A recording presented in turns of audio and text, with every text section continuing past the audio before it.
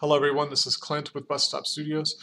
I'm a bass player using the Axe-FX3. I'm going to very quickly build a preset sort of live with you and show you, one, just how quick and easy this is to do, and two, give you some ideas of how to set up just sort of a basic tone. We'll do a SVT style tone, of which the Axe-FX has a pretty nice amp model of.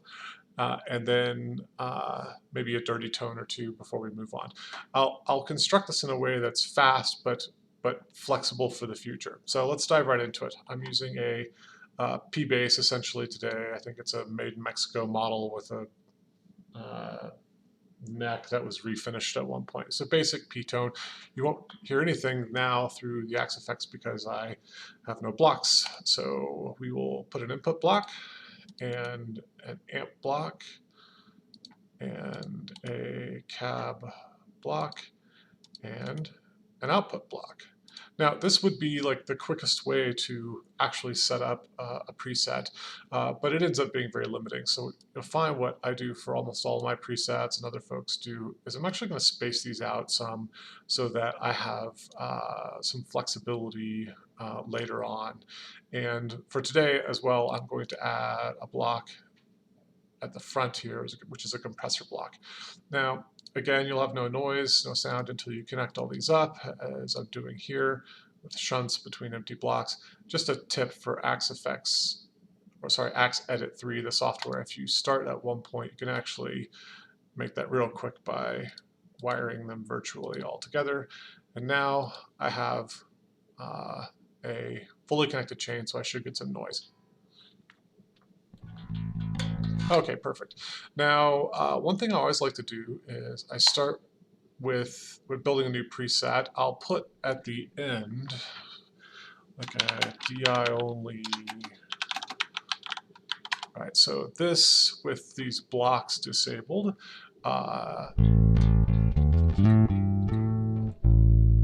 So this is my instrument. First of all, you can hear the sound with no digital affectations, no amp modeling, no cabinet modeling, and I also use this as a reference for setting the level of my instrument.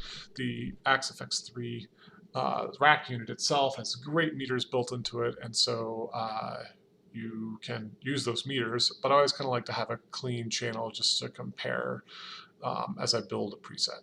You can delete this later or replace it later, but it's nice to have a reference somewhere. Okay, so we'll jump right into this. I'm going to start with why I use a compressor at the front. And one of the things I love about the Axe-FX and the Axe-Edit software. So this is a studio type compressor. There's a few different pedal type compressors.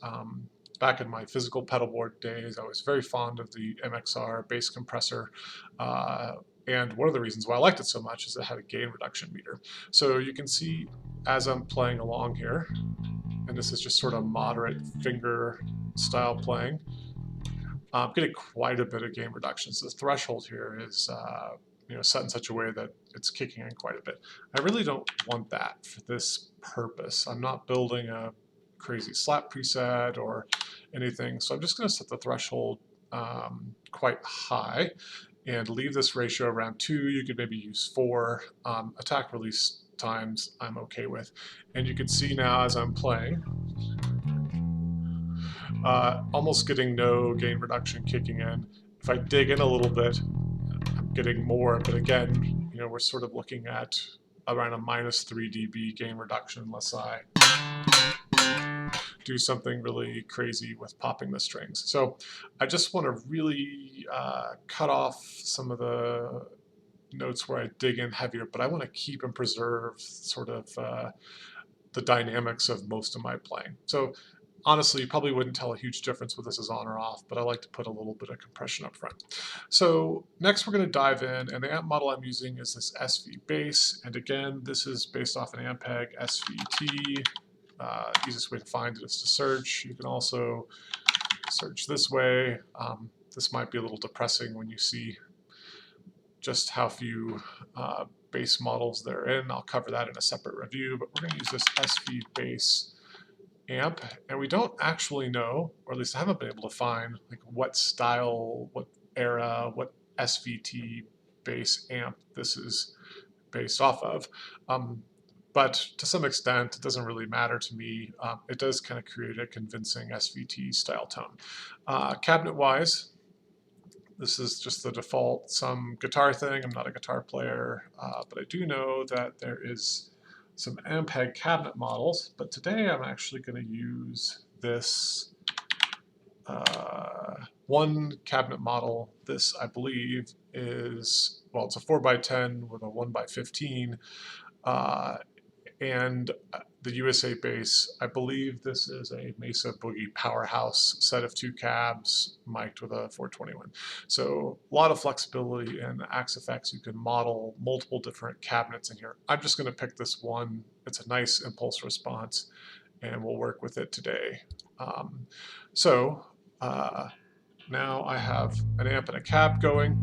You can tell again that my level compared to the DI level is quite a bit softer, so we do what anybody would do when we crank up the volume.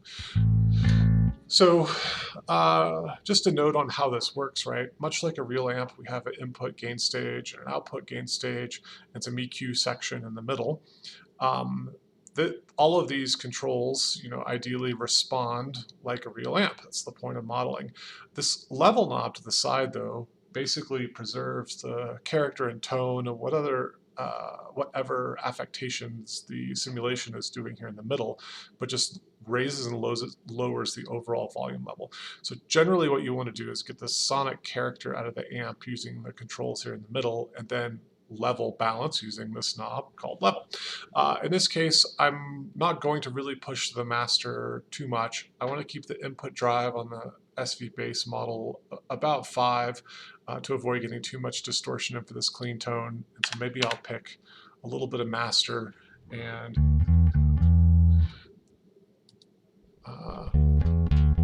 that's pretty close. So I can live with that for now. So it's about the same level between the DI and this amp simulation. Okay, so we have something that sounds like a bass amp now. I think if I were playing in a band without knowing the band or knowing the context, I would probably do a little bit of EQing here.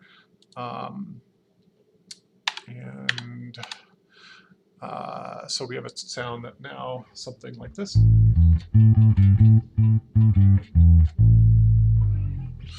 Okay, so as you can see, maybe I've scooped the mids a little bit. This high treble control is one that you probably don't exactly have on an SVT, but I find that a setting somewhere tailed off here eliminates a little bit of scratchiness from fingers or frets and things that would just compete with the sonic space of a guitar in the mix, but don't really add much. You can also debate whether you really want that much treble or not, but a little bit of scooping on the mids, a little bit of bass.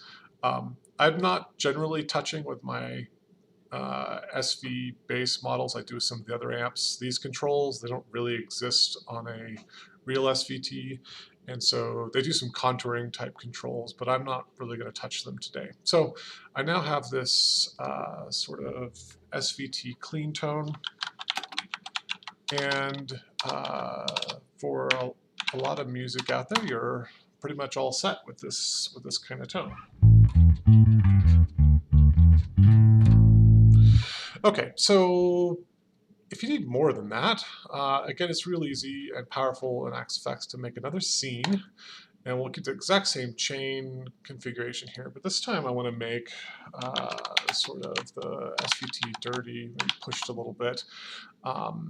Now, it's key before you immediately grab for these knobs and start tweaking to recognize how Axe-Fx works, in that this channel is very much like a real physical world amp channel. If I modify this drive knob here and I go back to the clean preset, because I've modified the actual amp channel A, I've done that for everywhere I see amp channel A. So it's not actually what we want to do. In this new scene, I'm going to switch to a different amp channel and then modify my drive. Now, you can see the bummer here is that the rest of the EQ blocks, or the rest of the EQ block has reset itself. So you can use this little trick here where you copy channel A to channel B, and voila, I have all of my same sounds across. And now what I could do is really crank up the input drive. So I'm going to use about a setting of 8. And in the real physical world, what this would do is make the amp much louder, which will in fact be the case. Yeah, that's way too loud. So to level match that, again, I'm going to come right over here and modify this level until it is somewhat matched. There you go. So that's, close enough for now. Again, I'd use the meters to be really precise and get that level matched. But it's essentially the workflow you want is mess with the amp and tweak the level so that you're volume matched across. This is, of course, assuming you want to be volume matched. You might have a sort of solo type preset or something that really gooses the volume for you. But in this case, I want different tonality but same overall level to not piss off the sound guy too much. So here's what a dirty SVT might sound like. So you get that lovely sort of warm tube type distortion there, a lot of sort of harmonic distortion. So that's a great usable tone.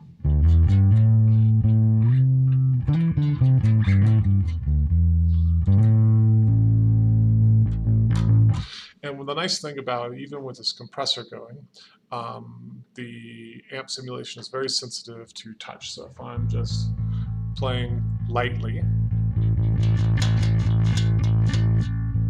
as I dig in, I get a whole different character. And using the side of my thumb, I might be able to play some very muted type tones. And digging in fingerstyle.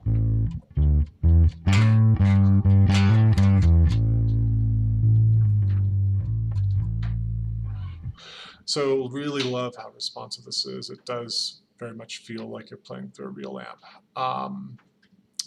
So yeah, so there's a nice SVT, maybe a dirty tone. And again, if we wanted to really get crazy, we might say, full tilt, just really pushing the amp hard. Again, I can use my different amp channels, of which I have 4 available, to decide, just how push to make the sound. So I'll use my trick again, copy channel B to C, and for my third preset, just maybe set it to, well, not 11 in this case, but set it pretty high. Again, I've boosted the amp overall gain structure, so I'm going to dial this back.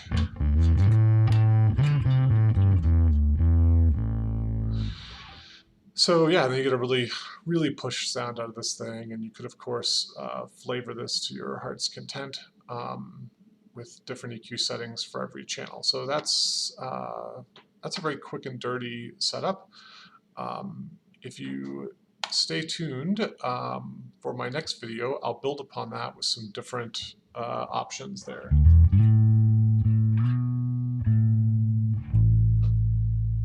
Until next time, this is Clint with Bust Up Studios. Have a great day.